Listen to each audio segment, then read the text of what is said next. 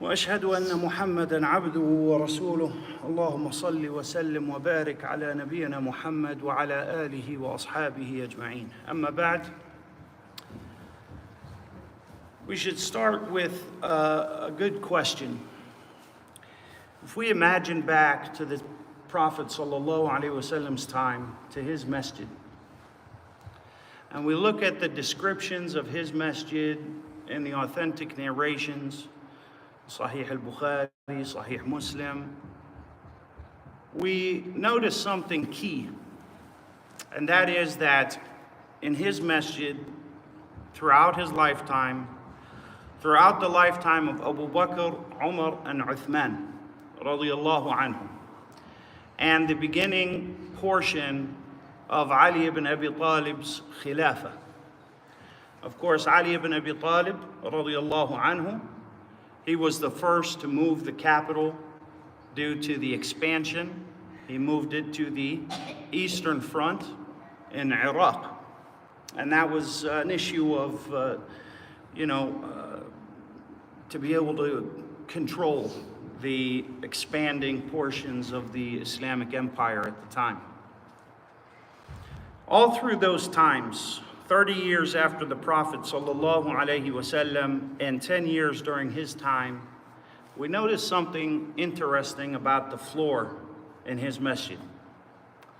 The floor was never carpeted, and the floor consisted of just the,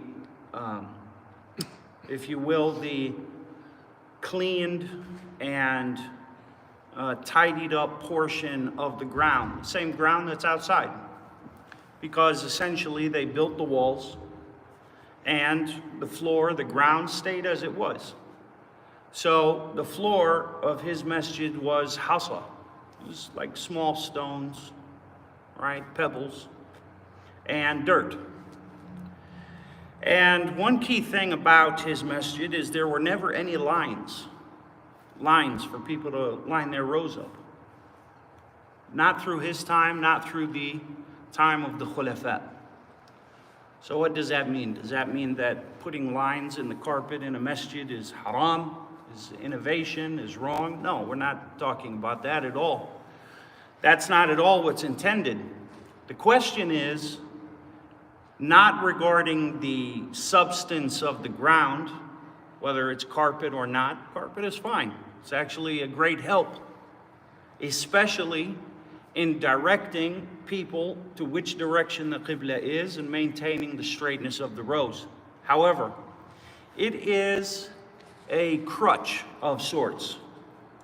The question that we should have is, if there were never any lines, how did the companions, radiyallahu anhum, straighten their rows when it was time for Salah?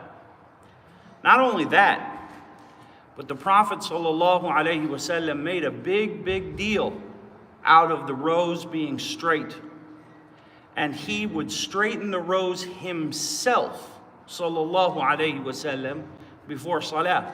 Now in our modern times, people are so busy with so many important things that we would never have time for the Imam to walk between the rows and straighten them. However, that's what he did, sallallahu alaihi wasallam. And he continued to do that, walk through every single row, and this person come back a bit, this person come forward a bit, until the rows were so straight that the companions described them as straight enough for an arrow to be shot straight down and not hit anyone. He would straighten the rows as if he was straightening an arrow, sallallahu alaihi wasallam. When the jama'ah got really big in the time of Umar, he had actually commissioned a few people. Their only job was, when it was time for Salah, at the rear rows, to walk through and make sure that the rows are straight, and he would not start Salah until they signaled him that the rows are all straight, they're all full, everything's ready to go. Then he would start Salah. And he continued to straighten the rows in the front himself, radiyallahu anhu. But an even more important question is, There was not a light in the Prophet's masjid until the very later years. Most of the time, Salah, at Fajr, and Isha was in pitch dark. And that's why the hypocrites used to not come most usually during Fajr and Isha. The Prophet ﷺ mentioned that the most difficult prayers for the hypocrite to attend are Fajr and Isha. Why? Because nobody's going to see him there to give him credit for being there. Everybody could just assume that he's here, but he's not next to me. And so most of the time they would not show up. How did they straighten their rows in pitch dark? How did that happen? You know how important the row straightening was to the Prophet ﷺ? It was so key and so important that one of his miracles was that Allah subhanahu wa ta'ala, when he would stand to lead in prayer, would give him the ability to see the rows behind him in real time as he was facing away from them. That's how important it was. In order for him to make sure that the salah is being made properly and that the rows are straightened. Once in Sahih al-Bukhari, the Prophet ﷺ straightened the rows, and then he stood to make salah, and then he stopped and turned to a man whose chest was out, protruding a bit from the row that he was a part of. And the Prophet ﷺ said, لَتُسَوُّنَّ صُفُوفَكُمْ أَوْ لَيُخَالِفَنَّ اللَّهُ بَيْنَ قُلُوبِكُمْ. He said, servants of Allah, you will straighten your rows and learn to make them straight, or Allah will perhaps punish you with causing difference amongst your hearts, just as your bodies differ when you stand before Him. So standing for salah in a straight row is absolutely critical. And we could go on and on about this, but back to our original question, and that is, how do we straighten the rows with no lines? How do we straighten our rows in the pitch black? It's interesting because people sometimes, you might go to a picnic or you might go out with a group of people and it's time for salah and we have no idea how to straighten our rows. How do we do it? How did the companions do it? In Sahih al-Bukhari, al-Bara ibn Azib radiyallahu anhu, he was a kid during the Prophet's time. He's considered one of the smallest of the companions, one of the youngest. And so the kids usually would pray in the rear rows, and the most notable of the companions would pray up close to the Prophet sallallahu alaihi wasallam, and that's for a number of reasons. But a lot of what was to be learned was watching him and observing him in prayer and listening to the Quran to learn it from him. So the most skilled reciters and scholars of the companions would be behind him. Usually the kids would be in the back or have their own row. And Al-Bara ibn Azib said, and also Ibn Mas'ud and others, Ibn Abbas and others of the youth of the companions, they said that we would see the companions of the Prophet sallallahu alaihi wasallam straighten their rows by standing and aligning their shoulders with the shoulders of the two people next on either side of them. And that a person would take his foot and scoot it up to the foot of the person next to him until they were sure that their ankles were in alignment. Now, it doesn't mean that throughout the entirety of prayer, you need to stick your ankles into the person's ankles next to you. That's very hard to do, and people have different issues. Some people are really fat up here and skinny down here. Some people are, thinner or skinnier, whatever.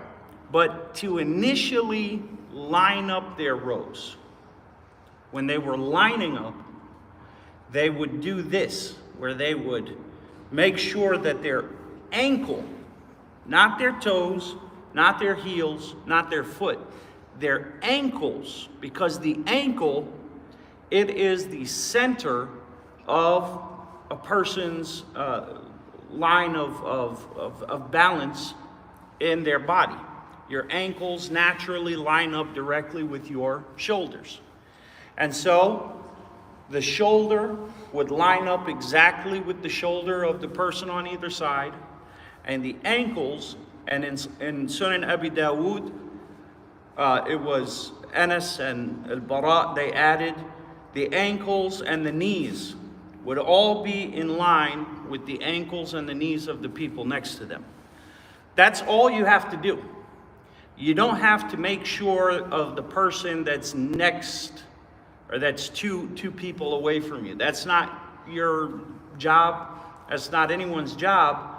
Every person is to make sure that he or she is perfectly aligned, ankles in alignment with the ankles of the person on the right and the left, knees in alignment with the knees of the person on their right and left, shoulders in alignment with the shoulders of the people on their right and left. Each individual makes sure that his right and his left is in perfect alignment. That's it. If every single person made sure that they are in alignment with their two neighbors, automatically the row is going to be straight. By itself, it's going to straighten out perfectly. And that's how the Prophet ﷺ taught them to straighten their rows. And this also brings us to an important point, and that is, what about if somebody is praying on a chair, right? So if they're praying on a chair, a lot of times you'll see people pray on the chair. They will put the chair back and they'll put their feet with the row and they're sitting behind the row. That's incorrect. Really, it should be what? The chest, the shoulders, their feet coming out in front of the row. That doesn't matter. What matters is shoulder to shoulder, right? So they sit with their on the line, and their feet would come out in the front. This is how the Prophet ﷺ lined up the rows, and this is how the companions who would sit or have to sit, they would sit in the rows. Radiyallahu anhu. This is really, really important because the Prophet ﷺ gave so much attention to it that he warned us of punishment from Allah for failing to line up our rows during Salah. Sallallahu alayhi wasallam said, you will line up your rows or Allah will cause conflict, cause your hearts to conflict and throw off the harmony of the people's hearts because they are not aligning themselves in Salah properly when they stand in front of Allah subhanahu wa ta'ala. So this is, a few words about how the rows were straightened, and if we have any questions, yes. Yeah. I want to take 2 moments. My English not so fluent. First of all, shoulders more important than legs, because sometimes I have seeing the brothers near me staying and his legs touching my legs and out of his shoulders, and our shoulders not touch because his leg disturb shoulder. They have a distance because his legs was wiser than touching shoulders moment. This is kind of like we staying. I understand. I'm staying here between us with distance. I understand what you're saying. This kind of also, and the legs disturb. So, and the second moment. okay. Second moment, in Mexico, I was one Dagestan brother said me about no hadith about when standing in the line in Kazakhstan, in my country, staying the front of foot to one line. Okay. But that brother from Dagestan said more important backside be in the line because the size of foot may be different. But if backside will be on one line, shoulders will be together. Okay, that's fabulous. Because I think this is right moment. Well, here's the interesting thing. You guys want to hear something interesting? About 20 years ago, there was a masjid in my hometown, kind of like this masjid. And we had some Pakistani brothers and we had the Arab brothers. And there were lines on the carpet. And I was sitting and watching this unfold. These grown men got into a literal fight, like a mob fight, over what Pakistani brothers say, you gotta be on the line. The Arab brothers saying, half the foot should be off the line and half should be in. You know what's interesting to me about this kind of mentality? Is like we all feel like we gotta reinvent the wheel. Like nobody thought to say, hold on a second, how did the companions do this exactly? This is all we gotta do. When I was in Trinidad, one brother came to me and he said, you know what? I know exactly how we can keep our rows straight throughout the whole prayer. Like he discovered the cure to cancer or something. I said, okay, tell me about this. He said, look, when we're in Salah, tell all the brothers to keep the pinky toe of their right foot in the same exact spot all through prayer. Just that one. What about the left foot? No, forget the left foot. The pinky toe of the right foot in the same spot. Don't move it. And if you keep it, and everyone keeps his pinky toe in the right spot, no matter how much we get up and sit, our rows are going to be straight. Everybody's got an idea. It's amazing to me. This is so fundamental. There were no lines in the Prophet's time. There weren't. This is a new phenomenon, and this is something that later happened when we started putting carpet and when we started to have masjids that were built in a kind of wonky way. We have to make a line so that we can see which direction the Qibla is, right? The way the companions straighten their row is they would stand, the shoulders would always be touching with one another, not to where you're crunched up and uncomfortable, but it shouldn't be that the rows are so spaced that there's no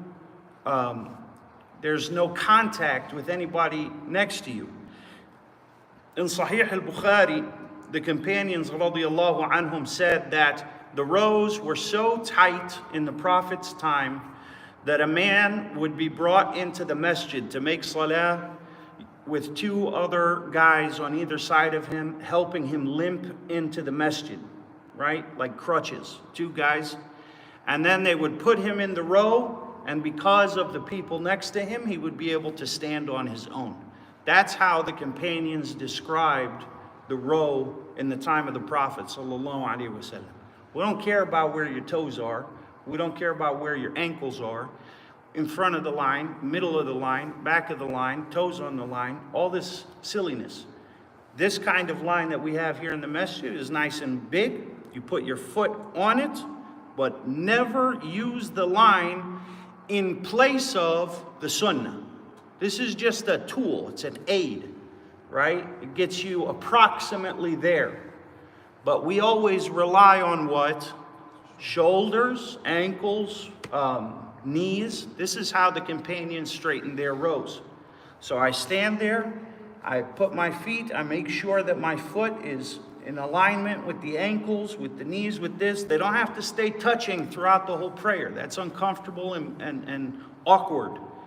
But to start, that's how we start. Then you can put your feet wherever they are to be comfortable and get your center of gravity. But your shoulders should always be in alignment with the shoulders of the people next to you. The line is secondary. It is not primary in straightening our rows. In Sahih al-Bukhari, the Prophet sallallahu alaihi wasallam said to the companions, "Shall I not tell you how the angels stand for prayer in front of Allah?" They said, "Of course." He said, "They straighten their rows and they muster together." Right? Yatarasun. Taras in the Arabic language means that we muster together. To where, as the companions used to do, the shoulders are to the shoulders. We don't push in And you have to understand something else. When you're standing in the row praying, you're not going to be able to have all the space that you want to do some of the things that the Prophet did in his prayer when he was standing by himself. Okay? So for instance, he would, in sujood, open his arms. You can't do that when you're praying with people to your right and to your left. And in Sunan Abi Dawood, Ibn Abbas narrates that the Prophet ﷺ said, the best of you in salah, alyanuhum manakib, are those who have the most malleable shoulders. What does that mean?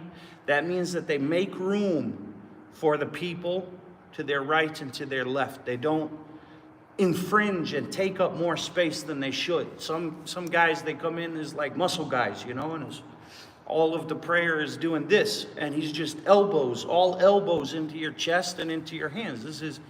This is exactly what the Prophet prohibited in prayer. You have to be a little bit uncomfortable. But the rows always stay straight. And after the first rak'ah, when we stand back up, again, you line up your shoulders with the shoulders of the people next to you. You open your eyes. You make sure that the row is straight throughout the duration of the prayer. Yes, sir. You, our dear Dr. Shakib. Let's hear it. Always enlighten us with so beautiful things. Oh, yeah. The question is that some brothers, at least maybe some Imam said it, they have to open up their legs and touch your feet. Yes. They would force you to touch it. If you Yes, try yes. to move your feet, They'll chase you, yeah. Yeah. Is that an authentic hadith that you have to touch the feet? To chase people around with your feet? No, that's not an authentic narration to my knowledge. You're speaking, that is a misunderstanding of the same narration I mentioned at the beginning. And that is that Al-Bara ibn Azib said, I saw the companions, each one would stick his ankle to the ankle of the person next to him, his knee to the knee of the person next to him, his shoulder to the shoulder of the person next to him. Ibn Hajar in Fath al-Bari, rahimahullah, he said, this is at the start of lining up the rows. Not, Al-Bara did not mean by that, the narration is in Sahih al-Bukhari, by the way, he didn't mean that throughout the duration of prayer they would continue to be stuck together. What is meant is that at the beginning, initially straightening their rows, yes, they would touch their feet, make sure that it's in alignment, and then their feet would go to a resting position that is comfortable. If you try to pray with your feet stuck to people's feet, it's very uncomfortable. Yeah. Yes, and sometimes people exaggerate so much that they start to pigeon toe out like this. So they start to stand with their feet out like this to try to get the ankle, right? But we know from what we spoke about before that the Prophet's feet, when he would make salah, which direction? Straight ahead towards the Qibla. They were never this way and they were never this way. Now, here's a question. What about when you're praying with just one person? You know what I mean? So the Imam and one person praying next to him. Where does the person stand? On his right. To his right, correct. In Sahih al-Bukhari, Ibn Abbas said that he stood up to make salah with the Prophet at night and he stood on his left. And in salah, he moved him to the right. Now, when he moved him to the right, where did he stand in relationship to the Prophet's feet? That's our question. A little behind him. A little behind him. Anybody else said something? Same. So here's the idea. The Imam is standing, person is to his right, and they're standing like maybe a step back behind them, right? This is how people usually make salah, right? I'm going to blow your mind now. There is no narration anywhere ever that this is how they used to make salah with the Prophet sallallahu alaihi wasallam. How do we stand for prayer when it's just two people? Exactly as we stand for prayer as if there were 200 people. The person stands exactly next to the Imam. But the question now comes, well, what if I accidentally come in front of the Imam? That has nothing to do with the validity of a person's prayer. When the fuqaha mention that a person who prays in front of the Imam, his prayer is invalid. This is something that a Shafi'i mentioned, many others in their books of fiqh. This is referring to a person standing in front of the Imam, beyond him. Not if you're praying next to him and your hand goes in front of him. It's not like there's a laser beam, coming out of his sides. And no, when you stand for prayer, you stand exactly next to the Imam, shoulder to shoulder, foot to foot, knee to knee, and you pray exactly as you would. That's how the Prophet taught the companions to pray when there were only two of them. Of course, me growing up my whole life, we always stood a step back. When I prayed with my dad as a kid, he taught me to pray a step back. I cannot find till today any explicit evidence for that anywhere.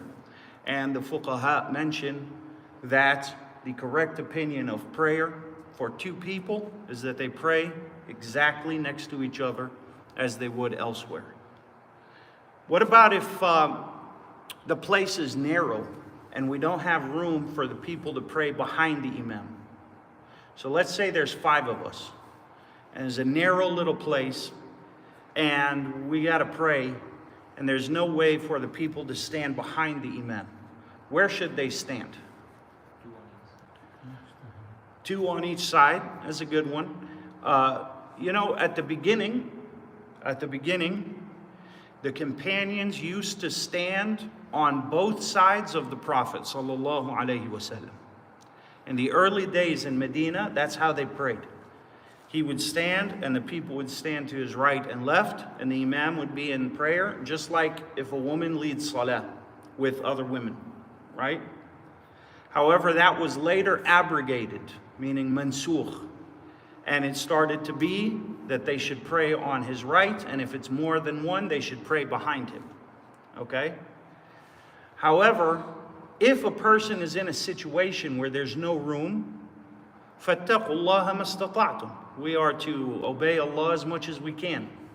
If it is impossible, then the Imam would not stand to the right with everybody standing next to him on his right. They would even out the rows and the Imam would be in the middle, because the Imam is always in the middle, even if he's praying in the first row. Any other questions on this topic before we conclude, inshallah? Yes, sir. This is not a question. I want to confirm about my understanding. This is the integrity. When a little bit comfort pressing with each other, brothers, this is integrity. In integrity power. Umar alayhi salam also, he said, radiallahu anhu, he said about have a physical power, have a spiritual power, Okay. and have a integrity power. Okay. And my understanding, this is when together, this is feeling brotherhood, the shoulder to shoulder. I agree. Yeah, this is feeling brotherhood. I concur. Thank you for that, sir. Anything else, guys? Any other questions? Yes. The Pakistanis, because they were the ones who their name was on the deed. You know the Pakis won. Yeah? And it happens about every 2-3 years. They have to have another revolution, but usually they lose. And we're talking about calling the police, calling immigration, because your foot is supposed to be in the line, not behind the line. It's silliness, We're all brothers, and so that's supposed to bring us together, not make us choke each other, right? Okay, wallahu a'lam wa sallallahu wa sallam ala nabiyyina Muhammad wa ala alihi wa ashabihi ajma'in walhamdulillahi rabbil alamin wa jazakumullahu khairan.